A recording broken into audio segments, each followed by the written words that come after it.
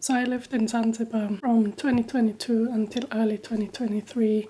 Altogether it was about 7 months. And in this video I want to share my story and my learnings with you all, from living with a local to learning the language and travelling within Tanzania as well.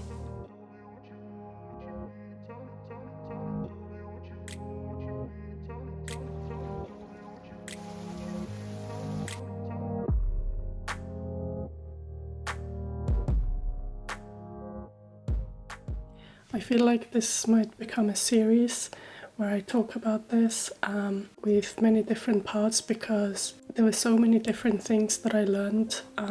I feel like they were a culture shock to me for sure, but at the same time it made me reflect on the life I live here. And today is just going to be an overview of how I ended up there, but also some of my learnings throughout. So to anyone new here, my name's Asma. I usually post on self-development, health and wellness, and travel, so if that's up your street, then consider subscribing, I guess. So just to give you a background of how I ended up there. My sister and her friends were going to go to Zanzibar, and they asked if I wanted to join, and because it was February, it was my birthday month, I thought, yeah, why not? I'll join you guys. And initially I planned to stay about, I think, 20 days or so, but I ended up extending it to 2 months. And so when I went to Zanzibar, I didn't actually Google. I didn't Google the destination. I had no idea what to expect really. And I guess one of the reasons why I didn't Google much into the destination was because it was quite a last minute trip that I'd booked, but also I kind of wanted to get surprised, I guess. I also wanted to experience the place without any prejudgments or expectations. So I just wanted to land there and see it for myself really. So just to give you some context of where Zanzibar is located, it's an island that is semi-autonomous from the mainland Tanzania. The name Tanzania comes from Tanganyika and Zanzibar. So when the country and the island joined, they formed the name Tanzania in 1964. And so just like any other place, when I first arrive at the destination, I really want to get to know the locals. I want to learn about their culture, their food, the language, and wildlife. So for the first few days, I saw the main attractions in and around Zanzibar. Then I got to travel in mainland Tanzania and discover the Midlands and south of the country as well, like Lindi, Morogoro, and Dar es Salaam as well, which is, I think, the biggest city. So Zanzibar and the north of Tanzania are a lot more touristy, and the rest of the country, like the Midlands where I was, or the south, isn't so touristy. So that also meant that I got to take in the beauty of these destinations all to myself. I was at this beautiful waterfall and there was no one else. It was just the local kids and me and some other local people really. And that kind of felt a bit more of a raw experience. I also stayed in an Airbnb up in the mountains in Morogoro, and that was an experience for sure. I'll probably tell you more about that in one of the later videos, but yeah, that was an experience I can't forget really. It was amazing.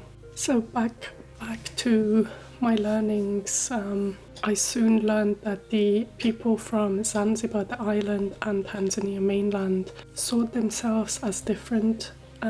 They were distinguishing between each other, and from speaking to the locals, they also could distinguish each other either from their accent or from the way they look.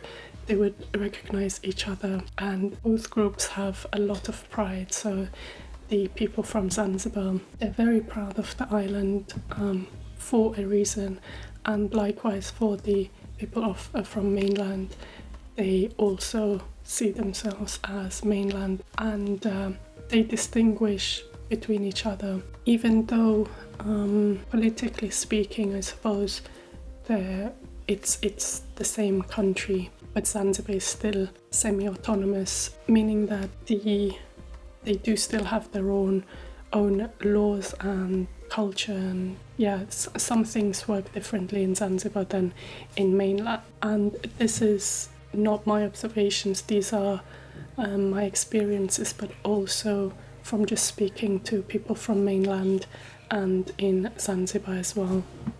So what I learned is there are few very distinguishable things between the two groups. One is their food, for example.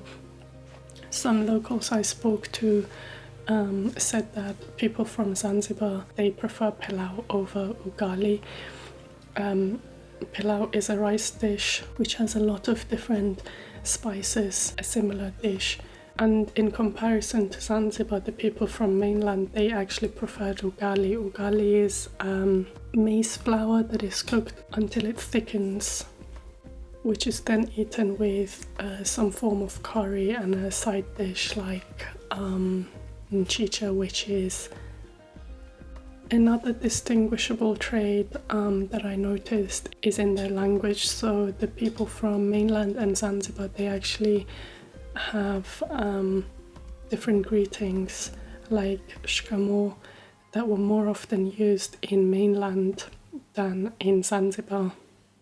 One last thing that I noticed is that Zanzibar has Arabic influence, and so 99% of Zanzibarian people are Muslim, whereas in the mainland you find Christians, Muslims, and a range of other religions. Also, in general, most people go to mainland for the safaris and to experience the vast wildlife that they have with a lot of parks that they have. And in Zanzibar, they often go for the pristine beaches, which is obvious really, because honestly, Zanzibar has some of the best beaches. I mean, it got voted as the #1 beach destination in all of Africa and some other destinations, I think. So, but when I did go to south of Tanzania, I got to spend like an amazing time in one of this pristine beach that was so beautiful, so quiet. So yeah, I feel like mainland has its own beaches as well that haven't been explored as much as in Zanzibar, for example. So I think I'll end this video here, just so I feel like that's just an overall overview of Zanzibar and Tanzania and some of the things I observed and learned from speaking to the locals. I think I'll do more episodes and I'll concentrate on certain topics within each video, like culture, food, language, and landscapes, wildlife, and some other bits and bobs really. So let me know in the comments below what you'd like to see, what you're mostly interested in seeing about Zanzibar and Tanzania, and I'll do my best to include those as well. Obviously these include my own experiences and my own observations, so keep that in mind as well. When you go and these destinations, you're probably going to experience different things and you're going to have different opinions as well, of course. So, and I think up next I'll do one on culture, specifically concentrating on a Zanzibarian wedding that I got to go to. That was definitely one of my highlights during my stay, and there's so much I learned as well. So that was definitely an experience and I'd love to share it with you. If you're interested in any of these, then consider hitting the subscribe button, and I'll see you in the next video. Thanks for watching. Bye bye.